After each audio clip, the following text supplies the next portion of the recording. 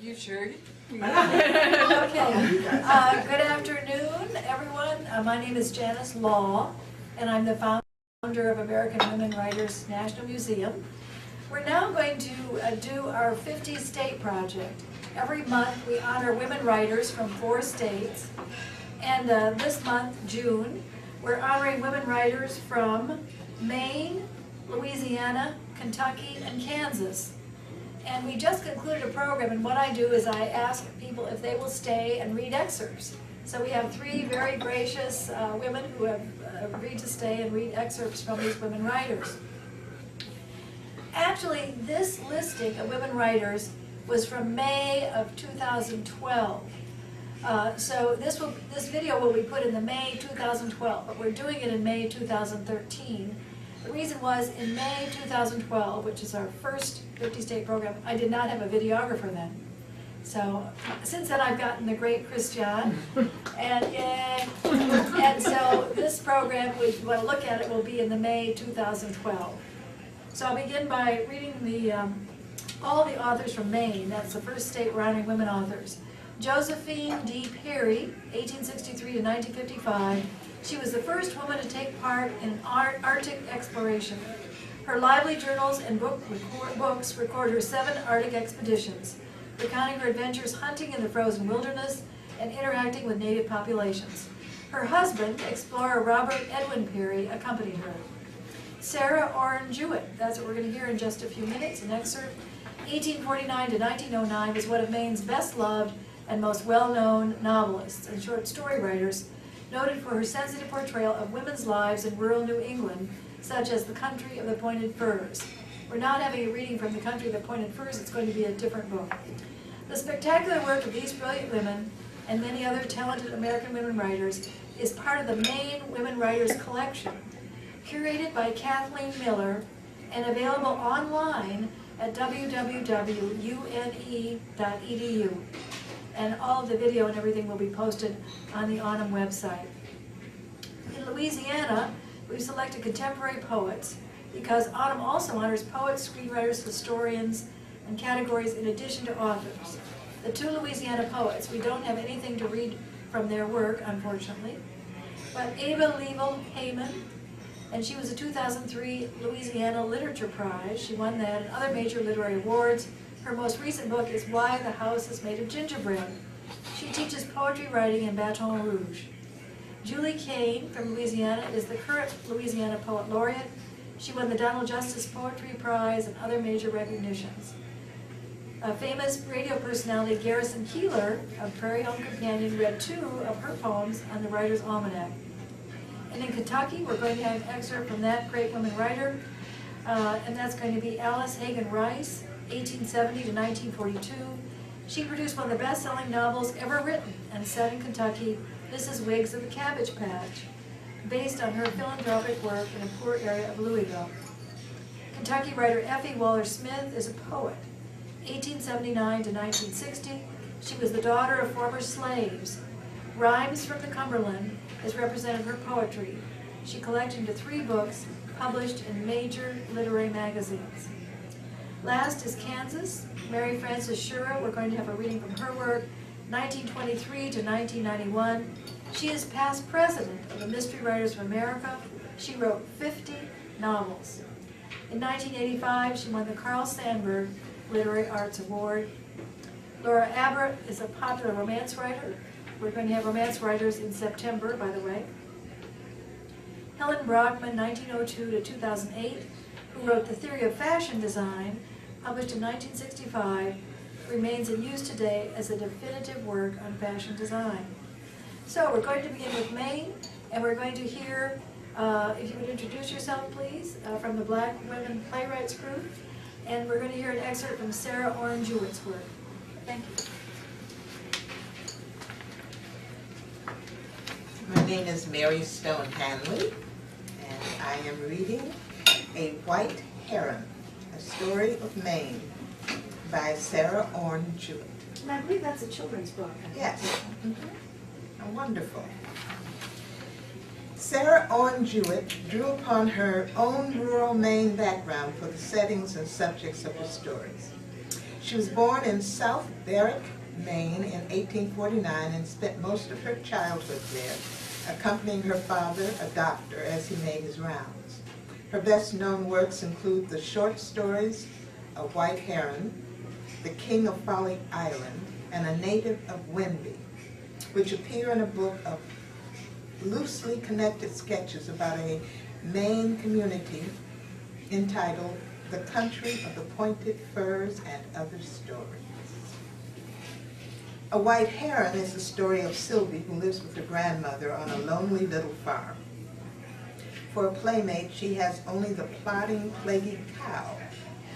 But there never was such a child for straying about out of doors. She roams the woods, the fields and swamps, and knows by heart the birds and twilight moths, the brooks and berry bushes. These fill her days until the great world, in the person of a cheerful lad with his gun and game bag, puts out his hand to her. He is searching for the rare white heron, the wild, slender bird that floats and wavers over the marshes and over the woods of hemlock and pine. With him, some excitement, but also new and troubling thoughts for Sylvie. And this is the excerpt. When finally the last thorny bough was passed and Sylvia stood, trembling and tired, but wholly triumphant, high in the treetop, there was the sea with the dawning sun making a golden dazzle over it, and toward that glorious east flew two hawks with slow-moving pinions. How low they looked in the air from that height, when one had seen them before only far up and dark against the blue sky. Their gray feathers were as soft as moths. They seemed only a little way from the tree, and Sylvia felt as if she too could go flying away among the clouds. Westward, the woodlands and farms reached miles and miles into the distance. Here and there were church steeples and white villages. The birds sang louder and louder. At last, the sun came up bewilderingly bright. The clouds that had been purple and rose-colored and yellow began to fade away. Sylvia could see the white sails of ships out at sea. Where was the white heron's nest in the green branches? Was this wonderful sight and pageant of the world the only reward for having climbed to such a giddy height? Now, look down again, Sylvia, where the green marsh is set among the shining birches and dark hemlocks. There, where you saw the white heron once, you will see him again. Look, look! A white spot of him, like a single floating feather, comes up from the dead hemlock and grows larger and rises and comes close at last and goes by the landmark pine with steady sweep of wing and outstretched slender neck and crested head. And wait, wait, do not move a foot or a finger, for the heron has perched on a pine bough not far beyond yours, and cries back to his mate on the nest, and plumes his feathers for the new day.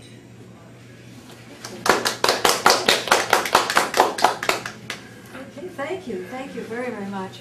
And next we have Kentucky.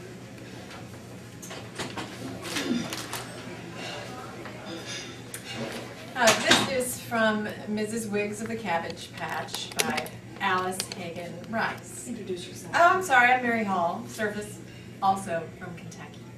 So I'll put it on how I want. Chapter 1, Mrs. Wiggs' Philosophy. My, but it's nice and cold this morning. The thermometer's done fell up to 0. Mrs. Wiggs made the statement as cheerfully as if her elbows were not sticking out through the boy's coat that she wore, or her teeth chattering in her head like a pair of castanets. But then Mrs. Wiggs was a philosopher, and the sum and substance of her philosophy lay in keeping the dust off her rose-colored spectacles. When Mr. Wiggs traveled to eternity by the alcohol route, she buried his faults with him, and for want of better virtues to extol, she always laid stress on the fine hand he wrote. It was the same way when their little country home burned, and she had to come to the city to seek work. Her one comment was, "Well, thank God it was the pig instead of the baby that was burned. So this bleak morning in December, she pinned the bedclothes around the children and made them sit up close to the stove, while she pasted brown paper over the broken window pane and made sprightly comments on the change in the weather. The Wiggses lived in the Cabbage Patch. Now, it was not a real cabbage patch, but a queer neighborhood where ramshackle cottages played hopscotch over the railroad tracks. There were no streets, so when the new house was built, the owner faced it any which way his fancy prompted. Mr. Bagby's grocery, it's true, conformed to convention and presented a solid front to the railroad track. But Miss Hazy's cottage shied off sidewise into the Wiggs' yard, as if it were afraid of the big freight trains that went thundering past so many times a day. And Mrs. Schultz's front room looked directly into the Eichhorn's kitchen. Well, the latter was not a bad arrangement, however, for Mrs. Schultz had been confined to her bed for 10 years, and her sole interest in life consisted of watching what took place in her neighbor's family. Well, the Wiggs' house was the most imposing in the neighborhood. That was probably due to the fact that it had 2 front doors and a tin roof. One door was nailed up, and the other opened outdoors, but you would never guess it from the street. When the country house burned, one door had been saved, so Mrs. Wiggs and the boys brought it to the new home and skillfully placed it in the front end of the side porch. But the roof gave the house its chief distinction. It was the only tin roof in the Cabbage Patch. Jim and Billy had made it of old cans which they picked up on the commons. Now, Jim was 15 and head of the family. His shoulders were those of a man and were bent with work, but his body dwindled away to a pair of thin legs that seemed incapable of supporting the burden imposed upon them. In his anxious eyes was a look of a breadwinner who had begun to struggle too soon.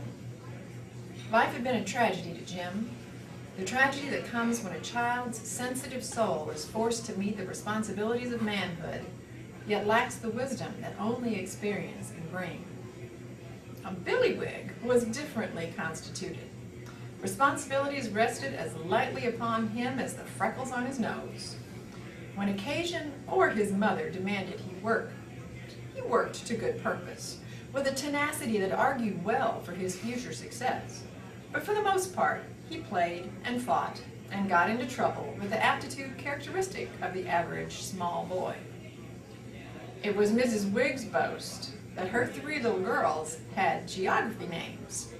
First came Asia, then Australia. When the last baby arrived, Billy looked anxiously down at the small bundle and asked, "Are you going to have it for a boy or a girl, Ma?" Mrs. Wiggs had answered, "A girl, Billy, and her name is Europina."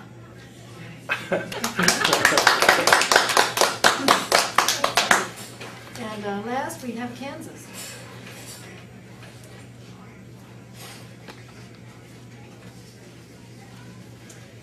Hi, my name is Pamela Lehigh, and this is Mary Frances Shura. And what group are you from? I'm with Great and Sand Theater. Mary Shura wrote over 20 books for young people. She was born in Kansas, not far from Dodge City. She was the author and lived in many parts of the United States, including California and Massachusetts. Both her parents came from early settler families in Missouri. Aside from writing fiction for young readers and adults, Mary Frances Shura enjoyed tennis, chess, reading, and cooking, especially making bread. The mother of 4 grown children, the author made her home in the western suburbs of Chicago in a village of Willowbrook. 2 of her titles, Chester and Eleanor, were selected for Children's Choices by the International Reading Association Children's Book Council Joint Committee. The Search for Grissy won the 1985 Carl Sandburg Literary Arts Award for Children's Literature. And this is an excerpt from the Josie Gambit. Back home, Greg was a chess champion. He knew as much about chess gambit as any other player. A gambit is simple. You sacrifice an important piece in hopes of gaining an advantage. Now, he was stuck at his grandmother's in Illinois for 6 months. Except for Josie Nolan and her family, he didn't know anybody there. Right off, he met Josie's best friend. Tori was the prettiest girl he had ever seen. It took him about 5 minutes to realize that she was also the cruelest. Nobody had to tell Greg he was too tall and skinny for 12. When Tori looked up at him, he thought she'd ask the usual, "Why don't you play basketball instead of chess?" What she said was, "Only a freak is a mile high." That was for starters. What Tori went on to do was almost more than he could handle. He couldn't believe anyone would try a gambit in real life. Since it was early, we went for a second round. 2 of the games were over right away. Jamie defeated Chad quickly. I tried to make the game with Melanie last a long time, but I couldn't.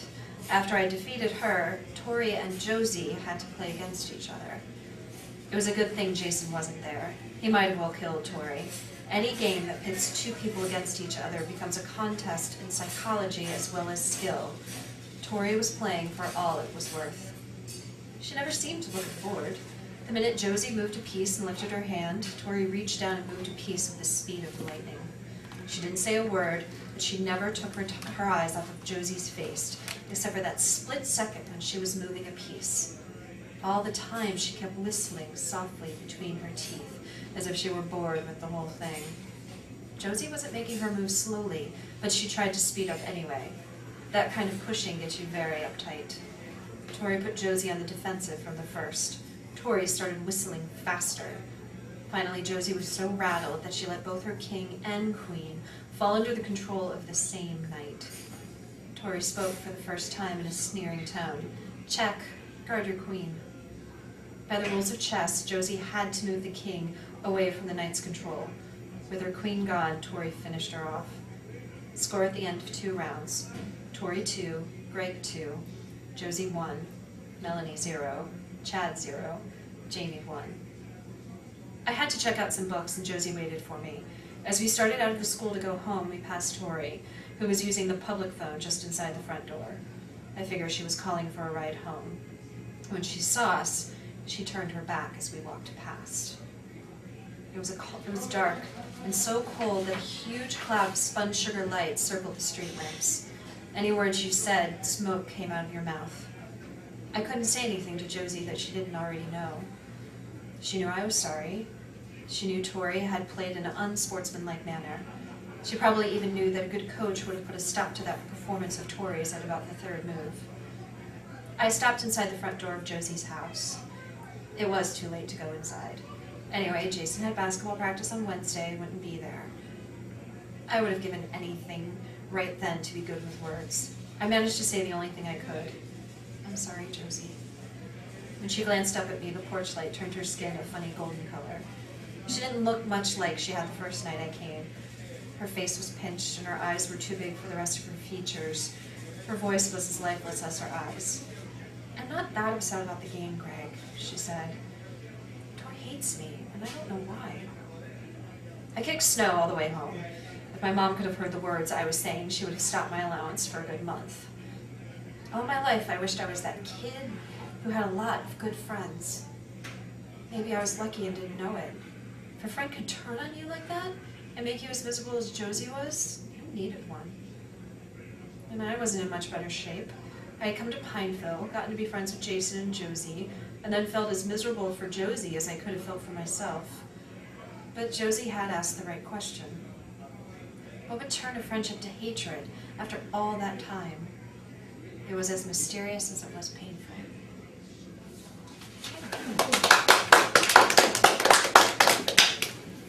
Sorry. Well, thank you very much, everyone. I appreciate it. It's amazing how people can do this on an impromptu basis and turn out these great performances. So thank you very much.